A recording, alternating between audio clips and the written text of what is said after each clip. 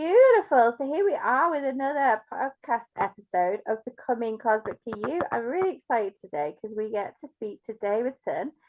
Davidson, let us know who you are and what you do, where you come from. Yes, so I live in New Jersey. I'm a life coach. I recently have left corporate to start my own business. So I've been in like technology sales. I worked at LinkedIn, Udemy, Fortune magazine, like a bunch of big companies. And yeah, I would say my secret sauce is I help a lot of like humble high achievers who are struggling with imposter syndrome as someone who struggled with a lot of that myself growing up without a father and not having a lot of like mentors. I when I got into LinkedIn, which was my dream company, I realized like, oh, making more money actually doesn't actually make you that much happier. And have supported a lot of like nonprofits and done a lot of community efforts and realized that for me at least, the way to happiness is just like serving your community and just being with people. So there's a little bit of like mindfulness and those types of elements combined with just like traveling and just doing things that bring me joy, which is usually around like a lot of adventure, exploration, trying new things, and just being able to like be with people. I love that. Yeah, being present in service is everything right now. And I feel like we're starting to really crumble down the old paradigms around money. I think people are literally realizing that more doesn't always mean more happiness, and I love that you shared that point with us as well. So, you have a really big vision for your life. I remember reading your bio, and I was like, "Yay, great, that's good." So, tell us more about that, Davidson. Yeah. I recently came up with the 100 million lives movement and just being able to like impact the 100 million lives, right? It's like aspirational, so it's like somewhat inspirational, but it's like just like every little interaction, right? Whether it's just a smile with someone like a stranger across the street. Lately, I've been doing these random stranger interviews where I just go up to random people and just like ask them questions about their lives, and that's been really nice, like meeting people from all over the world. Luckily, in New York City, we have so much diversity and so many visitors from everywhere. So it's interesting how every day I meet someone new from a different country. I'm like, oh, like what is that like? And just sharing that with the world has been certainly a treat. It's been a lot of fun. I love that. Sharing and getting to know people on a personal level as well, I think is everything. I think the online space sometimes takes away that personal aspect of getting to know people and Yeah. getting to know the real person as well. You know, I find that people show up differently in different masks, Mm, whether it's their personal life or their business life. But actually, your business is just an extension of you, right? It's just who you mm, are, and that's how it mm. should be with full integrity. So, how have you found the shift? May I ask? My team want to know, how have you found the shift going from corporate to working by yourself? How has that worked for you? Mm. Well, yeah, I think in some ways it's never like by ourselves, right? Because there's always people and like even this interaction, right? So I'm never truly like by myself, right? But I see what you're saying, right? It's different between having like a set structure or corporate where I would go in and it's like a prescribed like, but I felt like a cog in the wheel sometimes where it's like, all right, Davidson, I hired you to sell LinkedIn Learning. Like your job is to get this product to as many people as possible, right? That's solely what you're hired to do versus right now it's like I get to choose what I do every day, which some of it sounds nice in theory where it's like, oh, okay, what like the world is your oyster, and which is great. I do believe that. But sometimes the paradox of choice can be quite paralyzing where it's like, okay, well, today, like, do I do work on self-care and like do I go to the chiropractor? Do I go to, do some CrossFit or so I don't know. I think sometimes having too much choice it can be overwhelming because every day, like some days I'm like, oh, like today I just want to talk to as many strangers as possible, and like that's like what I want to do. And then I'm always questioning like, oh, should I be doing that? Like, is there like a right way here? So I don't know if they answered your question, but it's like ups and downs. Like some days I'm like, this is amazing. Like I spoke to like 150 strangers today, and then some days I'm like, was I supposed to be speaking to 150 strangers? Like, I don't know. I guess that's just kind of what that's kind of what happens when you're an entrepreneur, where some days you're just like questioning, like, am I doing the right thing? And then some days you're like, this is amazing. Like, I love this. Yeah, Yeah, and that's the thing though, isn't it? You do get a lot of choice, but essentially you get guided where your heart takes you.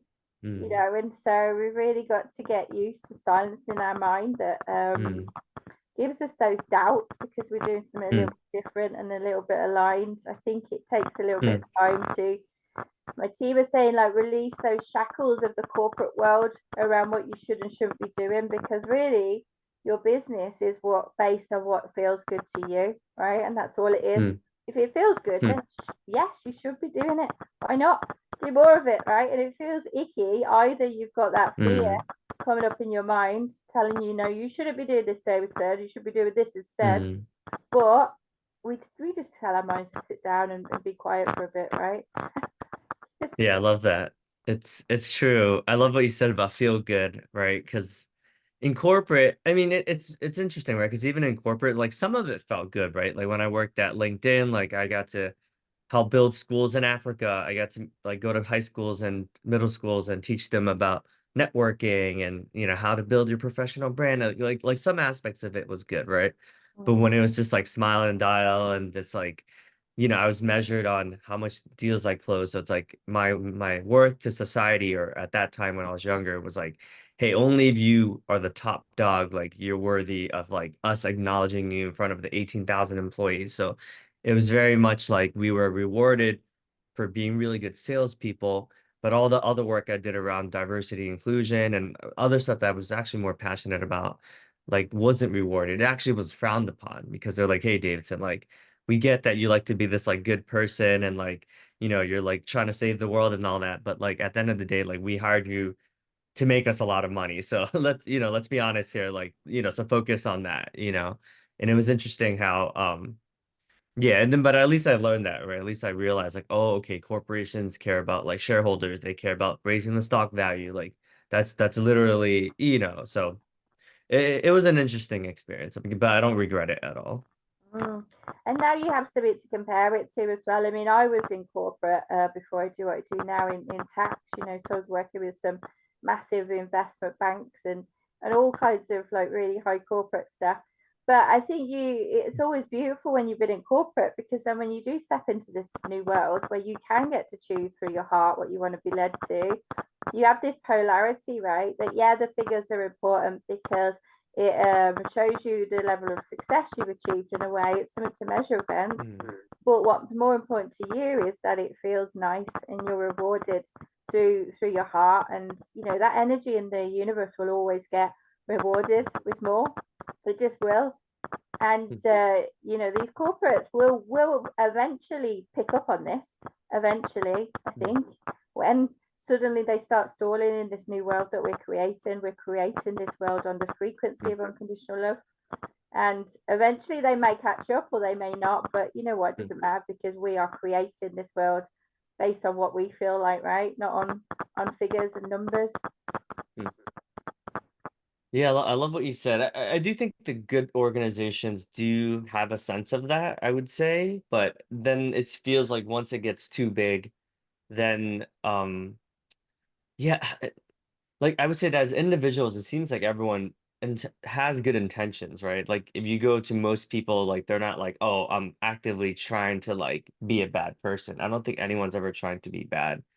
But I do think, at least in America, like we are very capitalist, right? So it does feel like, hey, like, at the end of the day, like profits come first. And sometimes it is at the expense of humanity. Sometimes it feels like, right, with a lot of the layoffs and just how we do things. But I also get it as well, right? Now being a business owner, I'm like, okay, well, revenue does matter, right? I can be the best human being in the world, but if I don't have a strong business model, or if I don't have good systems and processes to help me pay my mortgage, then like, it doesn't matter how many schools I'm building, right? If I can't, so I get both sides now. Whereas before I was more on the optimism side where I was like, oh, look, we should all be good people. I see the value in both, right? It can't be one, it has to be both. Yeah, there's always a balance of anything. That's how the universe works, right? This polarity and this equilibrium Mm, of giving and taking. Um, and so like within your mission, I know you said 100 million people. What does that look like on the day to day? Like, how are you looking? Is that through your coaching, or how are you looking to help those people? Yeah. Yeah, that's a good question. It's gonna be a mixture of online courses, the social media is a big part of it, right? As I would say, because I worked at LinkedIn, I had that experience and training to kind of understand like the algorithms and kind of how to figure out how to like market to the masses. And some of it's literally just interactions, right? Like going up to people. But I would say, a combination of like podcasts, courses, because in my corporate career, I've sold mostly like online courses for these huge, massive platforms. So that taught me how to reach to the millions. So that's a big part of the strategy, I guess you would say. Um, and a lot of it's just like, as you know, when you serve your clients, they ultimately impact a lot of people as well, right? So some of it is just through um the teachings of the courses, but some of it is just through serving people in my community, and they're serving people in their community as well. Yeah, that ripple effect is really quite a beautiful thing because you can never really measure the true extent of your impact because you don't really know who's impacted who and then who's impacted Mm, who. I think like if you set out a goal to impact 100 million people, you'll probably end up impacting a whole lot more than that because you're going to have so many tiers through that process that people are going to get more wisdom through the other people that you're working with. So it's such a beautiful goal. And yeah, we can't wait to see what you create here. So with so much heart, my team is saying, which would be beautiful to mix what you've got, which is the education, the heart aligned approach, and really wanting to make a difference as well, which is beautiful. I love that. no, okay. Where Yeah, can appreciate people kind of like stalk you and find out more about what you do if they want to? I love using that word stalk. that. That's funny.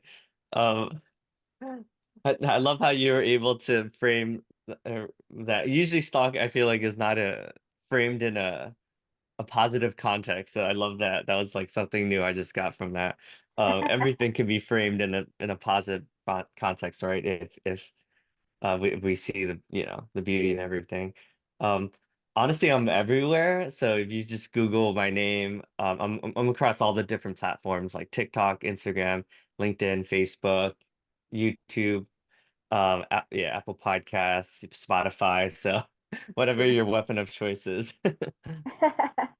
Find you anywhere. Cool. And what kind of messages would you? I know we spoke a little bit about imposter syndrome. Yeah, my team want me to circle Mhm. back around to that because I think Mhm. imposter syndrome doesn't just affect the people that aren't successful. I think imposter Yeah. syndrome affects like everyone. Everyone has fears and doubts and Mm. things. Monkey mind matters. My team is saying that come up Yeah. whatever level of success you are at. So maybe talk us Mm. through like maybe a little bit about your journey, how you kind of brought yourself through that, and maybe some Mm. symptoms of how you, because people might not know what imposter Mm. syndrome is, right? I think it's labeled Yeah. and people will be like, no, I don't feel like an imposter. But really, when you dig Mm. down to it, there's a lot to it, right? With imposter syndrome. That's a great question. Another way of seeing communicating it could be just like self-doubt or self-criticism. And to your point, actually, that I think the most successful people are the ones that have the most imposter syndrome in a way, right? Because they always say it's lonely at the top, right? I like being like coming from humble beginnings. Like, I grew up with not a lot of money. Like my parents were refugees from the Vietnam War.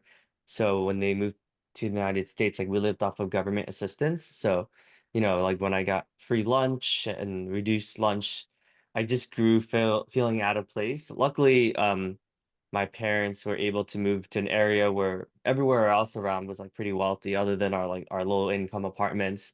So growing up, I was surrounded by a lot more wealth, and I just felt like always out of place because as an Asian American in America, right? It's sometimes you feel like caught in between two different lives where like it's the traditional like Vietnamese values where it's like all about more collectivism and more community and you have to serve your parents, you have to listen. There's like different hierarchies. Like your parents are smarter than you. They know what, so I was caught between that and obviously like I've never been to Asia, right? So on the outside, I look Asian, but I'm very American. Like I've never been to Asia. Like I don't really, and Vietnamese, we're also not as common, at least where I live, there's just not as many of us. So, even at a company like LinkedIn where there's 11,000 employees when I worked there, I think there's probably like only like 15 Vietnamese people. So like Yeah. percentage wise, I do feel, long story short, I always felt out of place like in a lot of different areas. Mm. And I realized that as I like moved up the corporate ladder and I started making a lot more money and, buying like a brand new house and all this stuff, I always felt like, like I should be happier, but there's still an element of me that's like beating myself up, like hence the imposter syndrome. But then after doing a lot of healing work, right, probably reading close to 1,000 books, listening to podcasts every second I get, and creating a YouTube channel, which has grown up to close to 700,000 people, right? I realized like, oh, like I thought I would like fit in because I'm like on paper, like it looks great. But I realized that, oh, maybe I'm not the only one struggling with like being really, our own worst critic.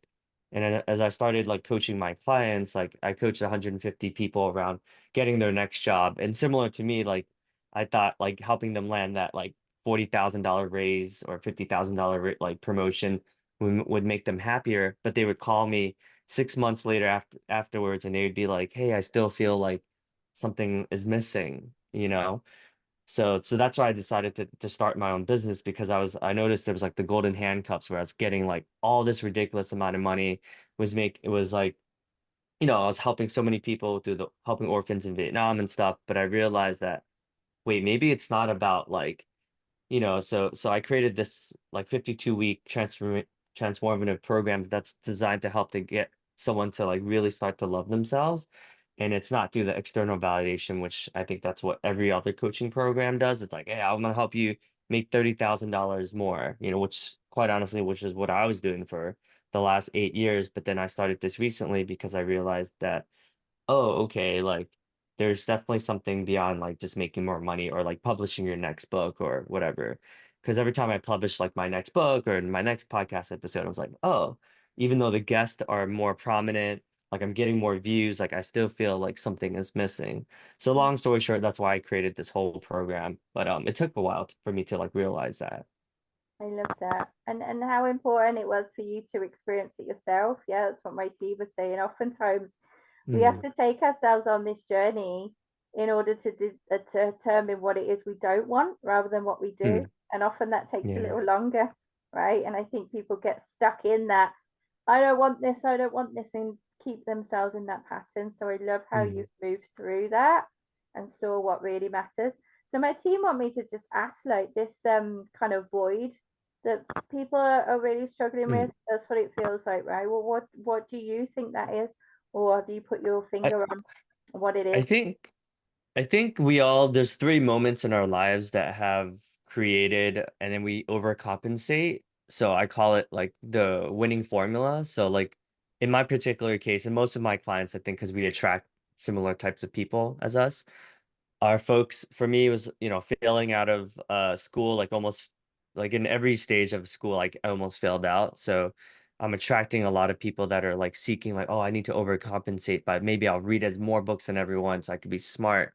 And then the second part is I attract a lot of people that come from like broken families, so a lot of people that were adopted for whatever reason will come to me and will have like figure out like their identity. So Mm, even though they're Korean, they were born Korean, but they were adopted by like white American Anglo-Saxon parents. Like they're trying to figure out like, hey, like what is my identity?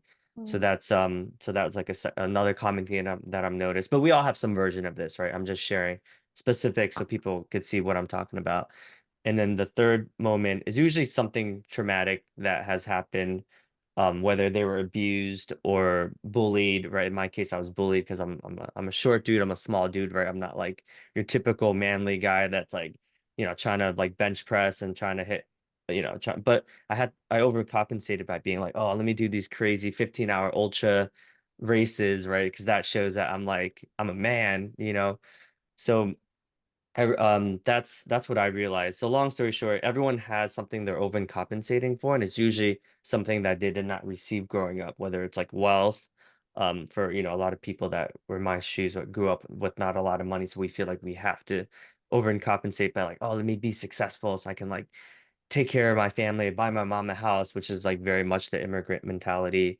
Um, and I learned that the hard way because I realized that, oh, why am I like working 80 hours a week just to like prove to everyone else? And then I realized, oh, actually, it's actually more about what I love and like self-care and loving myself as is, and not because of the accomplishments, not because of all the books, not because of all the quote unquote like external success. Mm, I love that. And so important, right? I always say, like, you have to become your own biggest cheerleader and not get that validation from anything external to you. Because when you start slipping into that validation from people, from money, from success, from things you can buy, that's like a never ending cycle, right? You can never have enough nice comments about who you are and what you do. You can never have Hmm. enough money to fulfill that void. So I love how you've Hmm. gone on this beautiful journey to really try all the things that you thought would help that. And now you've come full back circle to say, you know what, let's do this. And I always think that a lot of super successful people like wear money and success as a mask, because no Hmm. one ever criticizes someone if they're super successful. They just assume that they're really fucking happy and they've got everything because they're really fucking rich. But actually, it's probably the opposite way around, right? They're chasing Hmm. that money and success because they're trying to fill that void. So it's really interesting how that you're pivoting to do that, and I really love that. Yeah, I like what you said. I I do think because I am surrounded by like I had drinks with my mentor the other day, and he's very successful on the outside. Like he's in real estate, has huge mansions, and he bought his mom a house. And like I'm not saying any of that is bad, right? Like it's beautiful to be able to like, your mom came here and she sacrificed a lot, and as a refugee, like growing up with not a lot of money, and the government would take all the money, right, when they were trying to escape Vietnam. But like I do see sometimes that like people are on this hamster wheel, and it's like sometimes I just want to say like, hey, like I love you, like it's fine. Like it's not I don't love you because you always buy us dinner and you always treat us out. Like it's like I love you just because of like who you are, right? But it's hard to say that sometimes because a lot of men around have this like masculine energy where it's like, well, I have like what would I if I got laid off, like my life would be over. Like how would my wife think of me or my kids, and but I also get it too, right? Like as someone, my dad went through depression, and when he left one day without saying a word, like that really deeply impacted me, right? But I also, now that I'm older, I'm like, oh, he's a human. That's humanity. Like people go through ups and downs. Like, and when I was a 13-year-old boy, like I probably was very judgmental. I was probably like, man, this guy needs to get a job. Like he hasn't worked in like a year, like what's up with that? So I also see that as a son at that age, I also saw, okay, like I was judging him for not being able to provide for the family. Mhm. Yeah, that's such a beautiful point. Like they say, if you've never walked in my shoes, then you can't judge me. And we Mm, are at the moment evolving into such expansive beings, and the energy coming through the collective now is incredible. But we have to appreciate our humanness and our faults, and we have to look at each other and just accept each other for where we're at in our journey, without the mask of success, without the wealth, and like you say, just meet heart to heart and just see each other as actual humans, because we are humanity, right? That's how we will mm, evolve. And I think yeah. people miss that point. I think, especially in the online world, because I Hmm. think you get a lot of selfies and image things, and you're like, oh, see, I'm an energy worker, so I can tell exactly by looking at someone whether they're happy, they've got the energy in it. And I could just tell Oh, that most of what I see online is complete bullshit, if I'm completely honest. yeah. Which is also Yeah. a bit of a curse and a blessing at the same time, because I don't always want to know that someone's depressed or anxious or whatever. So, Mm, but yeah, I think what you're doing is really beautiful. you're sending out this beautiful message that it's absolutely okay to have these faults and these doubts, and let Mm. me show you why all of the things that I thought would fulfill me didn't fulfill me. You're leading with actual example, and with integrity, and that's what the world needs right now. Aw, thank you. Yeah, I do think as a man, like in our society, at least in the US, right? I lived in the US most of my life, or I've only visited certain countries, but I could see that there's in some ways, like I do think it's more difficult for men in the sense that there's expectations of like you have to be successful, like you have to provide for the family. I think things are like starting to shift. Like I think the collective, like you said, people are being open to like different ways of being, but I do think there's still a need for men to like just be real and vulnerable, and like it's okay to cry in front of your family, right? It doesn't show weakness, actually shows that you're human, right? But just being able to create a space where men can be able to communicate their fears, their doubts, and like I think that's healthy. So that's one of the reasons why I am creating this, because I didn't see a lot of examples of men actually being able to communicate how they actually feel versus, like you said, the online persona, or like the polished, like I have my shit together like persona, which is like ultimately so fake, right? Because we all have struggles. And so on social media, if you're only showing like this, oh, only my words, or only like this is me on my vacations, but you're not really showing like, hey guys, like I really had like a tough day. Like I'm just letting you know, like, like I think that's so much more real, so much more authentic. Yeah, I do, and I think people like you are more relatable than all the bro marketing we see online. I tend to steer away from that stuff. It kind of makes me feel a bit sick, if I'm honest, Mm. because it's not authentic at all. So I love what you're doing. Is so it's almost like it feels like you're actually combining the beautiful energy of divine masculine and divine feminine together, and Hmm. actually bringing Hmm. forth this amazing energy that it's okay to have both, because Hmm. in truth that's what we're doing, right? As humans, we need to have both this divine masculine, divine energy in our bodies to actually navigate through this beautiful timeline that we're in. I mean, we Hmm. change it so much, it's crazy, right? But I Hmm. love the work that you're doing, so that's beautiful. So people can stalk you anywhere, you said, right? You're on everything. He's everywhere, guys. You can find him. Tell us a little bit more about your coaching program before we go, Davidson. What does that Yeah. look like to work with you? Well, it's funny because like sometimes the universe works in mysterious ways. Like I think people come to me when they're thinking about doing a career change. So all of my referrals all come from, oh, I want to get into like Google, I want to get into Amazon, LinkedIn, more of like the traditional, like you said, I guess you can call it like the masculine energy stuff. So people are like, oh, I want to start my own podcast like you too. I want to start my own YouTube channel. Like, tell me how you did it, and that's what everyone refers me to. But then once we work together, it's more on like figuring out, well, what do you actually care about? Like what do so it's like realigning their values usually, which Mm, sometimes takes time, right? Depending on how out of alignment they are, or how early in the process they are in terms of figuring out what they want next.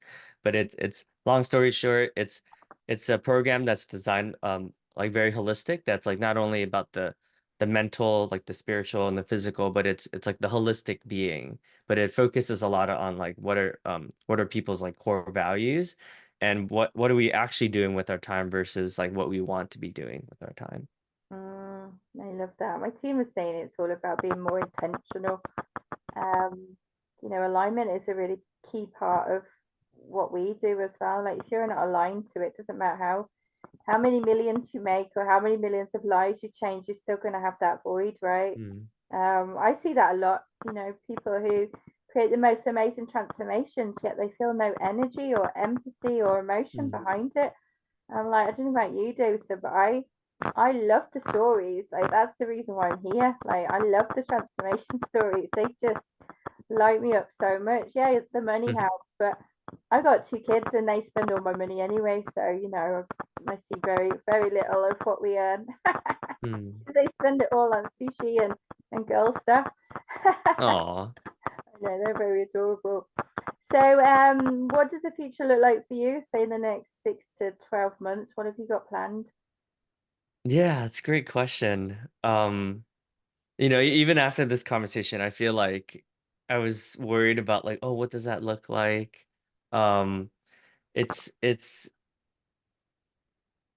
like I like the YouTube stuff. Like the social media stuff has been fun because it's like a relatively newer skill that I'm trying to learn. Like, oh, how can I effectively communicate this in much less words and much less so that's been interesting to try to quote unquote master or just try to get better at this thing called social media, which is Mm, like you said, like an extension of who we are, right? But it's like, how do I discern like, oh, is this my need for external validation versus like, no, actually, I just want to serve as many people as possible.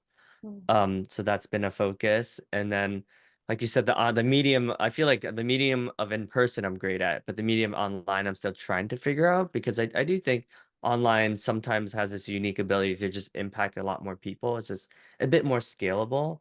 So I'm trying to figure out like how can I create a program that is also like to the masses, right? Where like you don't have to be rich to like afford more of like the value that I can help you with. mm. So that's been interesting trying to figure out like how to do that. But that's been the main focus for right now.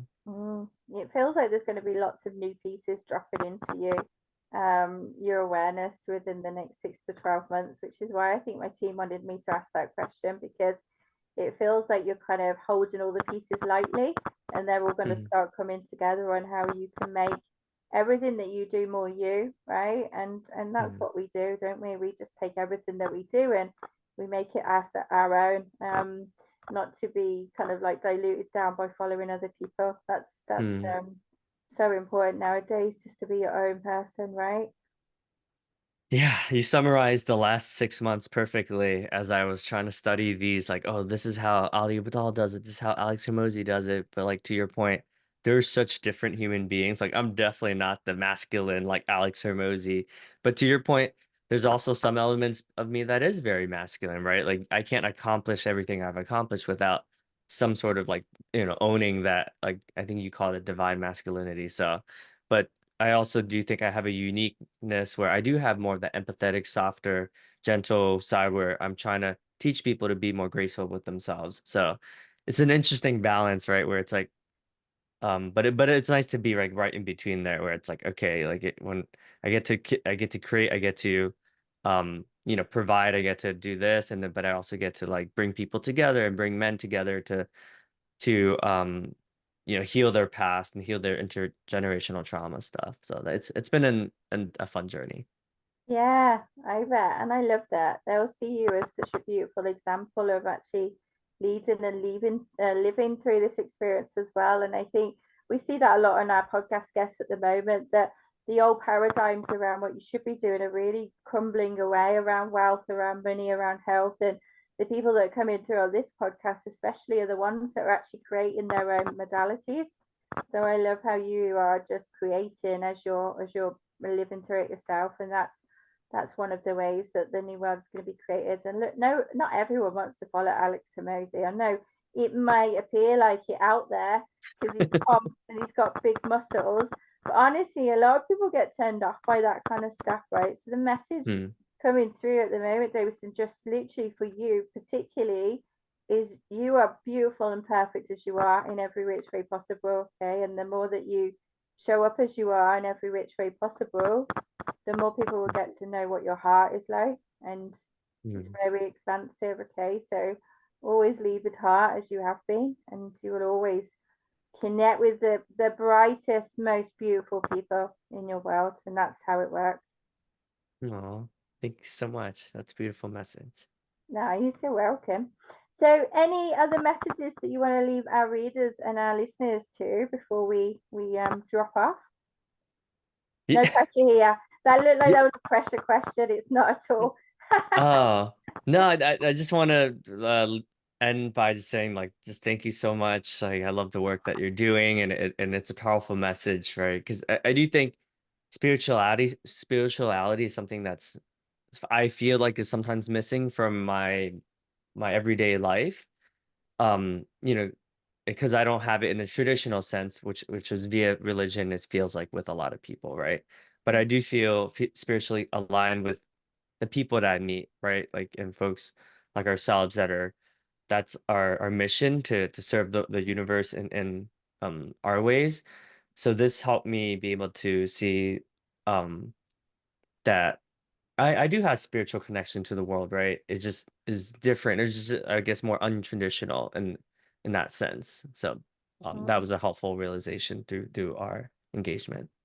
Ah, good. Yeah, it's always untraditional. If you follow everybody, then you're just going to be dragged along with them. If you follow your own path, the world will open up. And that's where fulfillment really lies, right? Is following your own true divine timeline, nobody else's. That's where you fill that void, and that's where you get the most fulfillment. So I love this.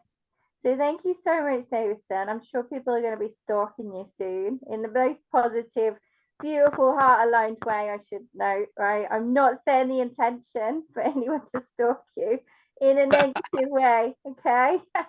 And don't blame me if they do. They're saying my team. Caveat, caveat, caveat. Um,